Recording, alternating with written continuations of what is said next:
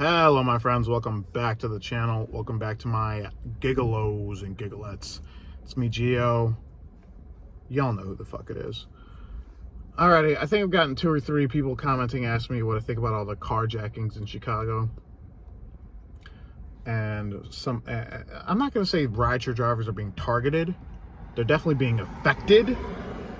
I remember one of my friends sent me a news article. It was saying something like, I might have the numbers wrong here. It was like 100. It was the most carjackings ever reported in the smallest amount of time. It was like 122 or something. And at that point, they barely caught any of the carjackers. Right? It was all victims of carjackings. And since then, they've caught a few and they've busted a couple carjacking rings or whatever. But it's still happening, you know. And here's the shitty part is, for those of us who are out here day in, day out, you're rolling the dice every single day. That's just the reality. You are, you know, like life is a crapshoot every single day. You don't know what's going to happen to you, right? But now, you know, we're essentially throwing ourselves into the frying pan here as rideshare drivers. Because what's happening, if you guys aren't aware, because I don't know if this is happening in other big cities, is people are using dummy accounts to order an Uber, order a Lyft, and then 3 or 4 people will come up, you know, sometimes at gunpoint or with a gun, and just take your car and leave you there, and then bye-bye. No more car. And they're using those cars to move around and facilitate other carjackings, and it's a big web of carjackings. And like I said, my opinion of it is, it fucking sucks. There's really, am I gonna be like, oh no, this is a good thing? No, this is fucking horrible. There was a story last week of a Lyft driver that I believe bit someone in the neck in Chicago. Let me Google this real quick.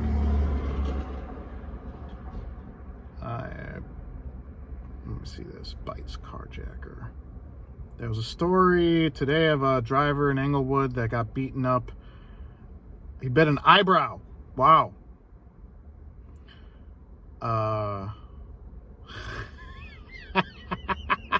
Uber driver. All right, I'll link that in the description. Wow. Look at that. You ruined my tattoo, bro.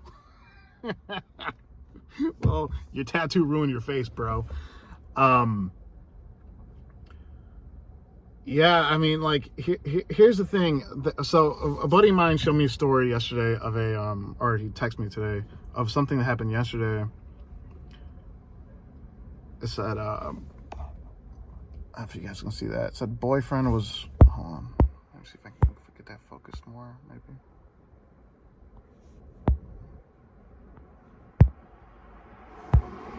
I'm sorry about this, guys. Forward facing. Boyfriend was Ubering last night and was the victim of what the hell does it say? Of a gunshot to the side, in recovery and healing, and please be safe out there, you guys. I will probably no longer be Ubering. Probably. She's not done Ubering. Yeah, I mean, this is definitely scaring off drivers, right? I mean, who the fuck wants to get shot or carjacked for 64 cents a mile? Nobody.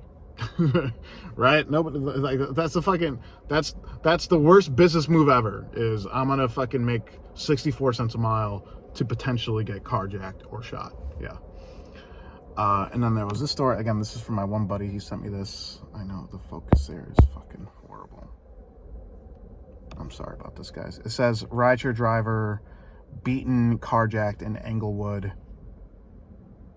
asking passengers not to eat in cars. Englewood's a rough part of the city. If you don't live in Chicago, that's where if you hear about a lot of the high crime rates and people getting shot a lot, that's typically around Englewood. Funny thing is, Englewood's actually gotten better last few years. Englewood is rough town. It's still rough, but it's, in my opinion, it's not as bad as it was a few years ago. But here's the thing. I know I'm going to sound cynical right now, because this is just how Chicago law works.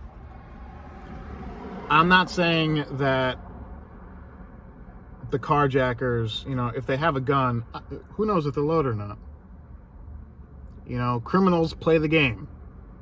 If they get arrested for carjacking, they'll probably be like, oh, well, yeah, I jacked a car. I stole a car with a gun, but the gun wasn't loaded. So whatever sentence, if they get caught, arrested, and charged and sentenced, the fact that the gun wasn't loaded could be their way to get 5 years off their sentence or something. That's just how Chicago is. It's a fucking crazy system, but that's how it is.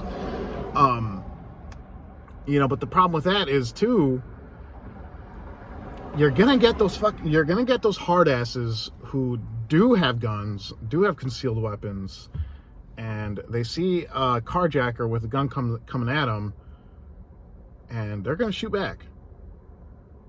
If you're a soldier, if you're trained in the military, you're putting 2 shots center mass. That's how you were trained.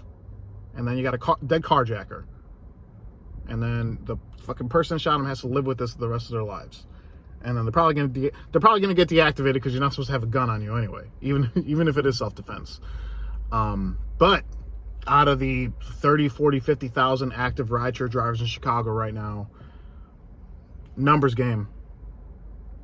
Even if it's 1% have a gun on them, that's 300, 400, 500 drivers, right? Like I said, 1% is the magic number for me. Usually, I'm like, that's usually the good, like, survey. That's yeah. So if 1% have a gun, then that's a potential of 500 rideshare drivers who ain't gonna take no shit and are gonna fucking kill themselves a carjacker when shit goes down, right? But unfortunately, and this is how I feel about it, I think things are going to get worse before they get better.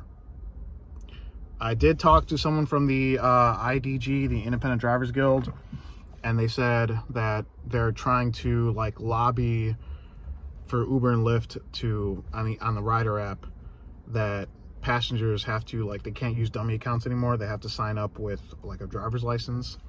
And while that's a step in the right direction, I don't think it's going to do anything.